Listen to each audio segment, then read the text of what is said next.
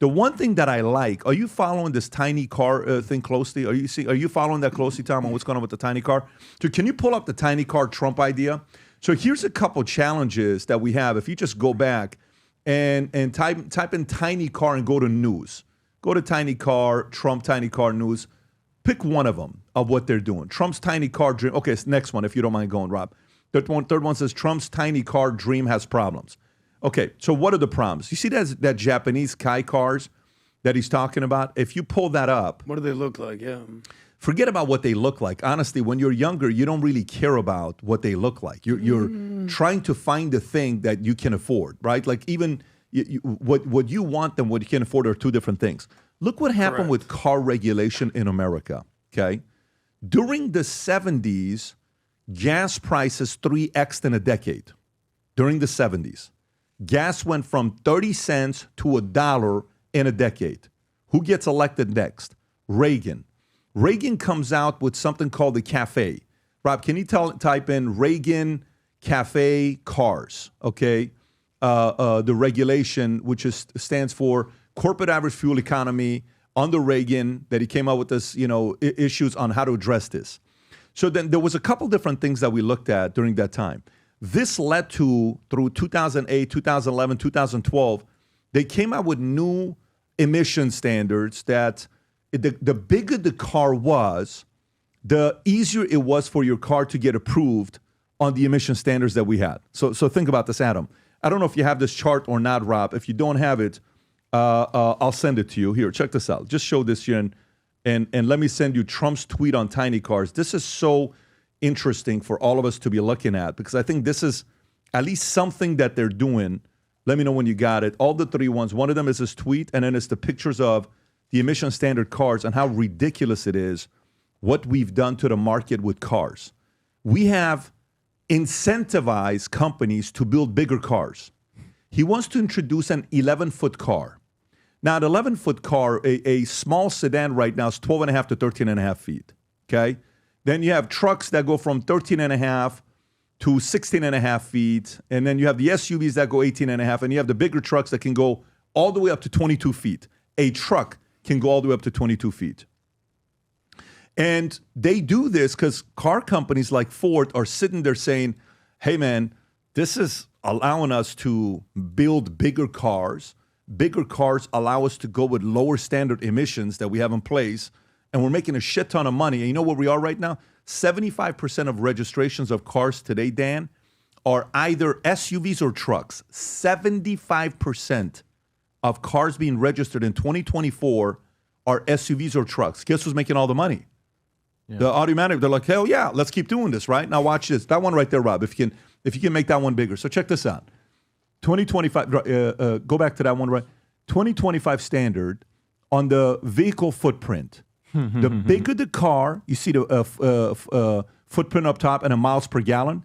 Yeah. The smaller the car, the more miles per gallon it needs to have. But the bigger the car, the less mile per gallon needs to have that it gets approved. So they're sitting there saying, here's what we're going to be doing. So Ford's going to say, guys, keep doing this because we're selling cars and car prices are going to $50,000. We're making a ton of money selling these trucks. And then Trump comes out with this saying, I have just approved tiny cars to be built in America. Manufacturers have long wanted to do this, just like they are successfully built in other countries. They can be propelled by gasoline, electric, or hybrid. These cars of the very near future are inexpensive, safe, fuel efficient, and quite simply amazing. Start building them now. Thank you to DOJ. Okay, this was inspired by a car called the Topolino, the Fiat Topolino. I don't know if you've seen the Fiat Topolino, which it's the name of the car. It is 8.5 feet, and it gives you, fastest it goes is 28 miles an hour, and it's 50 miles range is what it has. But it's cheap, okay? And so then the argument on why these things they're not fans of, the other argument on the regulation is America has the widest lanes. Because we had so many accidents that was taking place. Because in Europe, cars go like this because their lanes are very tight. If you notice the roads in Europe, you go to Italy. The other day, I'm in Italy driving a car. I got stuck. I was late 45 minutes. Do you remember this time? I was late 45 minutes. These guys are waiting for me. I'm like, I don't know how to get out of this. I'm literally in a car. We're just driving. We didn't do anything crazy. And they're like, this is the dumbest thing to do in Italy when you rent Escalades. And we're in a row, and I'm like, Vinny, how do I get out of this? Vinny has to get out of the car and come back, do this. We're doing all the old school Middle Eastern style. By the way, there was no edge to the pavement. Zero. It wasn't. But that's why they build cars like this. In America, they build wider lanes, fewer accidents. They saw the range of doing that. So to me, this could be a major opportunity for some automakers to come out and say, I'm going to build the tiny cars. I'm going to build the starter cars. Maybe we go back to a $10,000 car, $15,000 car new, $5,000 car used. Some of these cars looking like this, by the way, Rob, if you want to make it bigger. I don't know. I think it has to be something to do with homes where they live, rent a house, something to do with cars, and I'm glad he's going there. But there needs to be actual solutions of what to do. What do you say about this, Brandon? Yeah, the common theme in all of them is regulation, because I didn't know about the EPA thing right there. That's interesting because, with homes, it's like zoning laws. They say add an extra 20, 30% of the price of a house. And then with that, that's obviously jacking up the price of it. So like the solution to it is to make it more feasible to build more of it, make it create circumstances in which it's profitable for the producers to build more of it, and then the price will come down. But they've put policies in place that make it more expensive to build things. Like there's no reason that lumber and steel and electronics, all the inputs of cars and houses cost more than they ever did before. That's a policy driven outcome. So if we get the policies to make those things cheaper, then they could build more of them. Then it'll be okay. I'm going to come to you with this one, Dan, because a part of these new emission standards that Biden was pitching, that by 2035, they want to get to certain levels and they want to lower gas-powered cars and they want to increase, hybrid, driven cars. And that model is kind of, these regulations are preventing people from building cheaper cars because the regulation is tighter. And some of it has to do with climate change. And I know how you feel about climate change. What do you say about this? Let me just go back a second. So far, none of you have talked about the higher death rate in these cars. And there was a study in the UK 4 or 5 years ago that you had a less than 50% chance of surviving a head-on accident in these little things.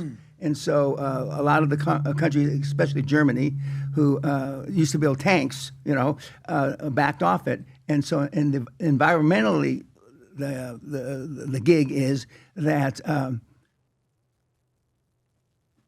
right now, the American Petroleum Institute says we have, let's say 15 trillion barrels of reserves around the world. Okay, and that's probably off by a factor of at least 3 to 5, because countries like Saudi Arabia, countries like Kuwait, who I had a 10-year relationship with, Venezuela, all don't cheat the numbers, but they downplay the numbers. Mm-hmm. Okay. The Aramco, which is Saudi Arabia basically, tried to go public for 25 years and couldn't go public. They went to NASDAQ, they went New York Stock Exchange, Hong Kong, Beijing, etc. Nobody would take them public because to go public, they had to have a reserve report, meaning they have to have, by Ryder Scott or one of the big engineering companies, to say how much oil you really have, how much is proved producing oil. Mm-hmm.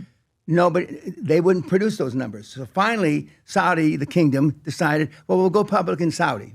So we'll take it ourselves. Nobody participated. So they made all government employees mandatory that they had to buy 50 shares or 350 shares out of their own paychecks to get it away. And so they only sold or took 2 or 3% of Aramco public, and they had more than $1 trillion valuation. If you knew, this audience knew, how many barrels of oil reserves were really in the world, in my estimation, oil would be 5 cents a barrel.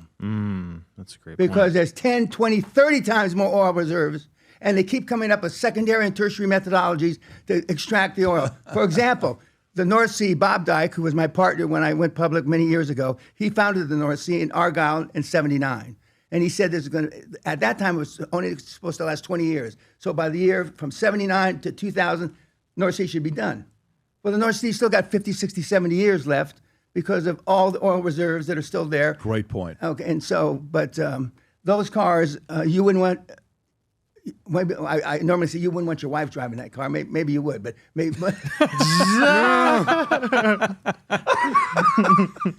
So listen, my wife and I are having problems. Buy her a Topolino car. It'll be fixed within 6 months. That's right. You have an SUV. She has a little car. No, my God, I don't want to see those accidents. I do not want to see an SUV. But this is hard for me to relate to. I've been driving Rolls's since 1971, when I was a senior in college, and I've got. You drove a Rolls as senior in college? Yeah. How'd you drive a Rolls in It senior was college? 30. Silver Cloud was 35 grand at the time. I scraped a $3 grand because I was in sales. The other guys were driving town cars, Eldorado Cadillacs, and my sales manager, who was a biased, racist guy, a lawyer from Mississippi, said, But you loved him. Pena, young boy like you ought to be able to sell everybody that walks through the door, but you got to differentiate yourself from the other salesmen. The other salesmen were driving Cadillacs and Continentals, so I went and got a Rolls, $35,700, and I've been driving Rollses ever since. Since 1971. Yeah. What do you love about Rollses? There not many people have them. Just that. Yeah, well, I'm a Scarcity, three-Rolls family supply now and and demand. have been for a long, long time.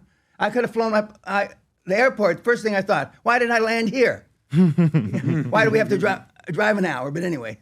Yeah, most people fly and land here. John Morgan from Morgan & Morgan was here a few days ago. He lands on the airport, and then he asks his driver, so driver, how long do we have left till we get to the office? He says, 3 minutes, sir. How the hell is that possible? Well, it's on the airport. Brandon, what do you say about this? That's a fantastic point you bring up about the oil. And I've been meaning to show these two charts on the podcast for a while. So look at this. These are the biggest oil reserves in the world. That one's production. So I was going to show that one second. So biggest oil reserves in the world. You know, the U.S. is way down at the bottom there. But then if you go to production, U.S. is producing the most. So imagine if we got the full potential of oil production out of those largest reserves in the world. Like, there's an abundance of oil that we're not using. You got to be kidding me. So go back. So look at this. Venezuela's number one in the amount it's sitting on. Yeah. But production, you don't see it in the top 10. Go to the next one, Rob. Look in production. Yeah. They're nowhere in the top 8. No. So what does that mean, though? What does that They're mean? holding back. You need Why a are they working holding power back? plant to run a refinery. But Dan, is it holding back, or is it because the the U.S. has put sanctions on Venezuela? Both.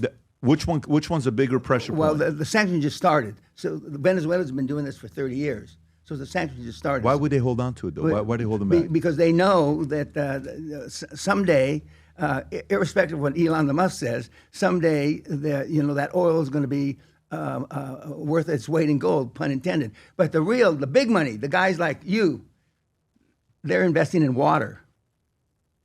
That much water will cost more than a barrel of oil 15, 20 years from now. The big money, this is what they're investing in. I know not what this podcast is about, but I mean, and it's proved producing reserves are the ones that they normally use. But in Saudi Arabia, it costs about $1.40 to get a barrel of oil from under the ground to the surface. $1.40. $1.40, call it $2. Call it $2. Okay. And East Texas, it costs about $50. In the Gulf of America, formerly the Gulf of Mexico, it costs about $120. In the North Sea, it costs about $200.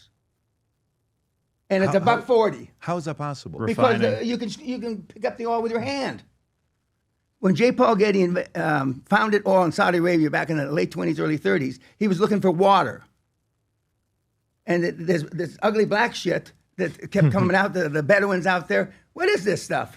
And then he got rich, and then he wouldn't pay ransom for his kid or grandson. I can't remember. Nothing. He wouldn't pay. Oh, He and he kids told- $1 million And bucks each. They sent him back with one ear eventually. Yeah. And then he told him, I got 11 more grandkids. So you got a lot of people to cut their ears off of with his comment. Savage. Yeah. He had a payphone in his house.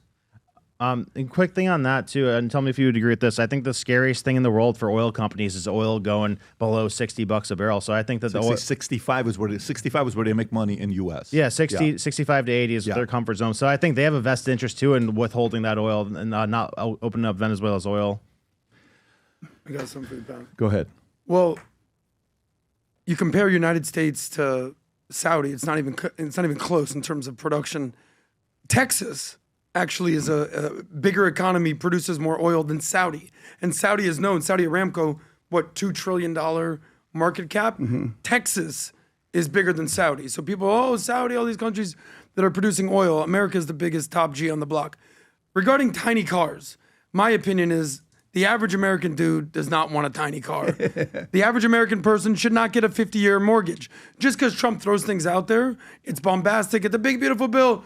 There's going to be recalibration. There's going to be negotiation. Listen, if you're Jean-Claude in Paris, go get yourself a tiny car. If you're Giuseppe in Italy, go get yourself a tiny car.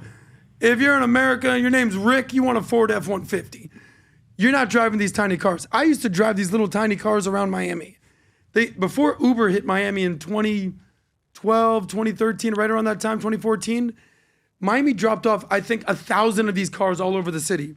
And you would tap it when you would go in, and you'd use it for 5 minutes at a time. You do not want to drive these cars on the highway. Talk about accidents. You drive it to Miami, to Lincoln Road, whatever. You leave it on the side of the road. It's kind of like just renting a bike, but it's a little tiny car. Do not get a car like this if you actually want to get laid. Yeah, now I had a girl at the time, so it wasn't a big deal. Guys I knew The I'll average come guy back does to not that. want this car. So you're saying there's no room to jump into the non-existent back seat? There's no backseat. Okay. Exactly. But don't Okay. guys still get cars So there's the as standard. chick magnets?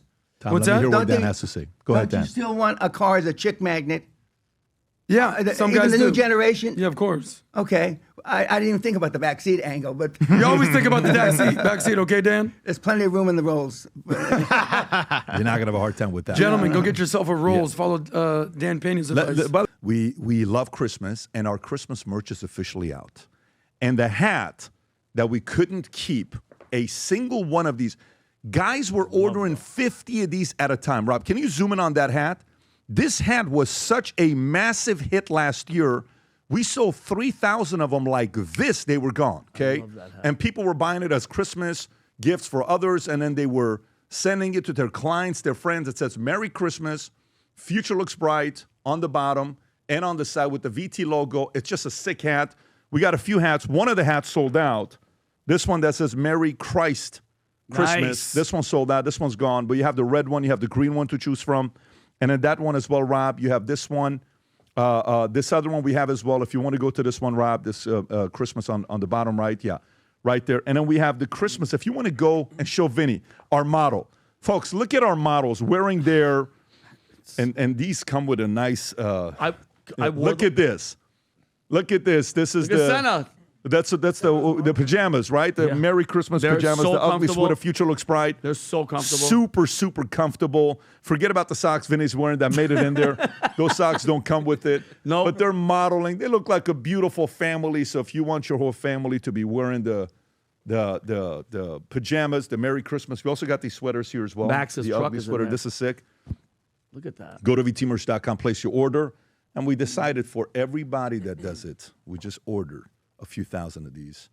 You're going to get the Valuetainment Merry Christmas ornament that we're going to give to you. End of Valuetainment Future Looks Bright, Santa Claus, Merry Christmas. With any order you place, go to vtmerch.com, place your order, and guess what? Kamala Harris doesn't want you to say Merry Christmas. Yep. And we don't mind saying it, okay? We don't mind saying it at all. Merry, Merry Christmas to you. If you enjoyed this video, you want to watch more videos like this, click here. And if you want to watch the entire podcast, click here.